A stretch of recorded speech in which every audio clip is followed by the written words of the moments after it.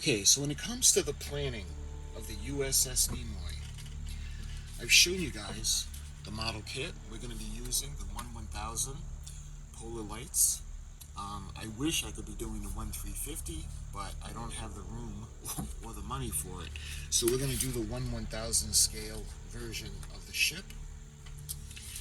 I've shown you guys the production design that I wanted to go with, and most recently I showed you guys the lighting that I want to do, the plan to light the ship. So what I need to show you guys now is the decals we're actually going to use for the U.S.S. Nimoy. So I had recently got this from eBay.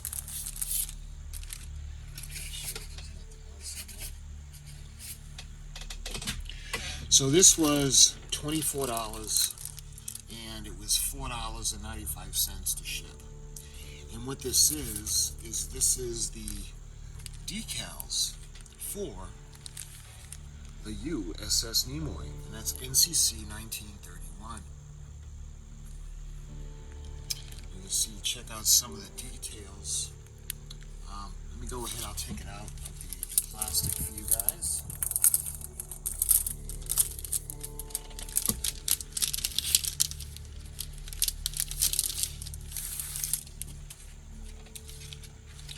So in addition to the decals sheet, they also have patterns. You can see like the outline for the bottom, because we're gonna have to cut this exact. It doesn't have the raised areas where just the decal is going to slide off. We actually have to cut them right along the edge, because these are more of a do-it-yourself kind of printing sheet. I thought about doing my own set. We'll see how these look. When I saw these, I thought they looked pretty nice, so I decided to go with this. But checking out the grid, you can see the grid lines. We got the phaser bump grids, the bottom of the primary hull, the left side, secondary hull. So let me actually show you guys. We're going to match them up, because you can see that the bottom decal is for the bottom of the saucer section, and that's the decal. You can see the phaser. It says phaser bumps. That does not look like that though. These are actually the impulse engines. The phaser bumps would actually be over here. So I'm not sure, they have a mistake up in the corner. Left side, the secondary hull, and the right side of the secondary hull. And I'll show you guys. It's going to go this way. We may mix this with some of the decals that actually came in the set with the kit. We'll see how it goes. I may or may not do the grid, depending how that goes. We'll see. Let's see. Then we go to the saucer rim back windows. That would be these right here. Saucer rim front windows and B and C deck windows. So these are going to go on either side under the bridge area. Hopefully you guys can see that. I know it's pretty light, but we have the windows, and these windows are going to be on. They're white. Then we have the left dorsal windows and the right dorsal windows. Of course, this is the saucer pylon. And below that, we've got the emergency landing claws. And these are going to go on the bottom of the ship. We'll be able to tell where these go because they're outlined, I think, on the model kit.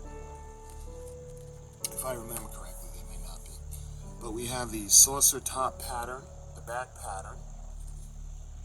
And this is going to go on either side of the impulse engine deck area, right back over here.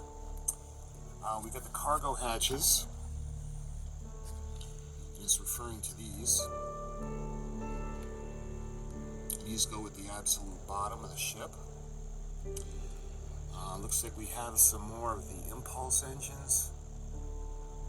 I think they're impulse engines. See, they keep referring them to as phaser bumps, but those would be over here.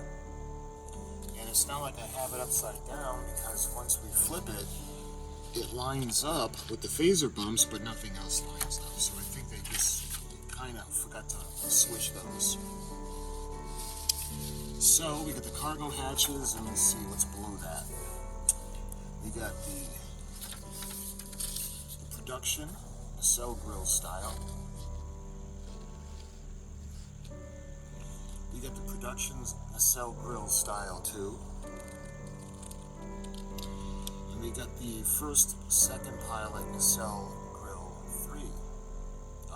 Style 2. Interesting. When it comes to the Constitution class before the refit, I've never seen these colors used before. We may, you know what? This is the U.S.S. Nimoy. I want it to be special. We may use them, we may not. We'll see how it goes. But you can see the rear cargo hatch, the nacelle hatches. Let's see. B and C rear hatch. We're going to come around and you see the impulse engines over here. And again, these should be up there because these are the impulse engines they're talking about. B and C rear deck hatches. Let's see. And again, the impulse engines, these are the phaser arrays. We've got the top saucer grid. You can see where the rust ring is. Like I said, I'm not sure if I want to do the grid. I'm wondering how it'll look up against what we're going to do for the paint. We may use it, we may not. I'm not quite sure. I know the grid lines were drawn on to the actual filming model for the Enterprise, so we'll see. And yeah, that looks to be. We go through everything. Yeah, I think we did. You can see the nacelle pylon pieces and the doors, the back of the ship. That's going to come all the way back to the top of the shuttle bay area. Let's see. We have more of the hatches.